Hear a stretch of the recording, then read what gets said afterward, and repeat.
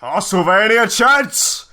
We rise! Now, something you might not know about me is that I'm a fucking Castlevania nut. It's easily my second favourite video game franchise behind Fatal Fury. However, this isn't really something I can very often express because the series itself is dead as a fucking doorknob. Much like Dracula, it seems to only be resurrected once every 100 years or something. The one thing keeping Castlevania alive in present day was the Netflix series, which ran from 2017 to 2021. Controversial among the fanbase, but surprisingly well received by normies. It's only natural that this is one cow Netflix doesn't want to stop milking just yet. But with the Trevor Belmont storyline wrapped up, they'd have to change trajectories and focus on another period of the series. So last summer they announced a new series about Richter Belmont and Maria Renard, and for a while that was pretty much it. Season 4 was out, and there was nothing about this new spin-off for a while, and I was starting to assume it could have been possibly cancelled. That is until today, where we've finally been given a look at the new spin-off titled Castlevania Nocturne. And well, in case you haven't seen the teaser, I'll link it below. So why am I making this video? What am I, a news channel now? Well, I like Castlevania and I wanted to talk about this, but I didn't just want to make a bunch of dead brain reactionary tweets, so I'm gonna go over some thoughts I have and see if I can glean any info from this short-ass teaser.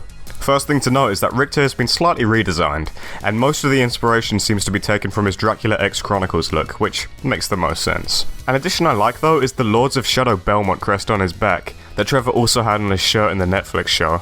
We didn't see Maria, but it's safe to assume they'll probably lean further into the Drac X design than Vanilla Ronda, so sorry lolicons I guess.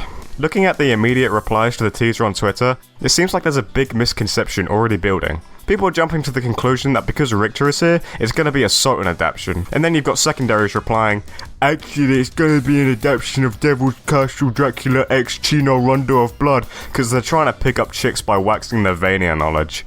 And you know, these are pretty normal assumptions to make. But when this first got announced, all publications stated that the storyline would be about Richter and Maria mucking around during the French Revolution. I'm not sure exactly why.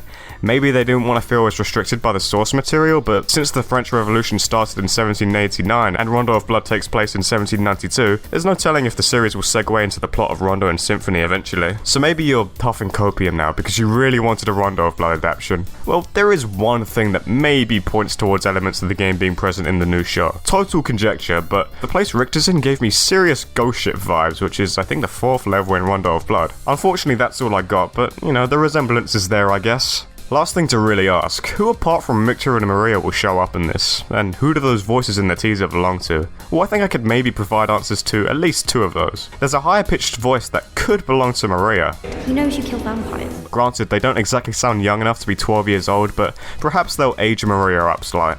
I also think it's possible that the person that screams Richter at the end of the teaser is none other than Annette, who is Richter's fiancée. Or I guess because this is before Rondo fuck buddy.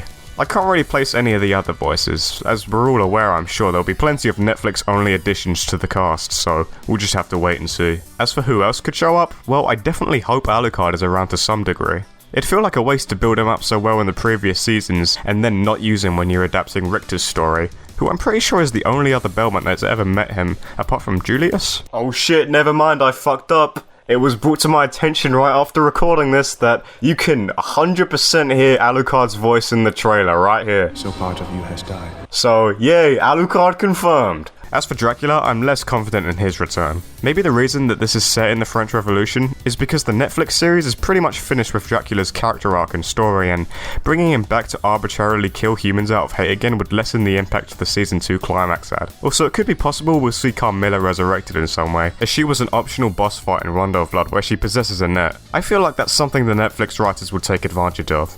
Anyway, I can't squeeze anything more out of my brain. This wasn't supposed to be a super long video or nothing.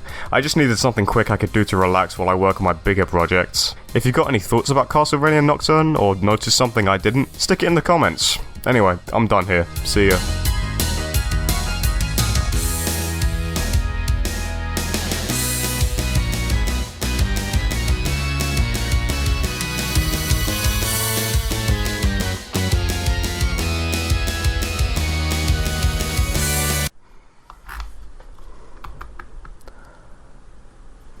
I'm gay. You were there the entire time? Yep.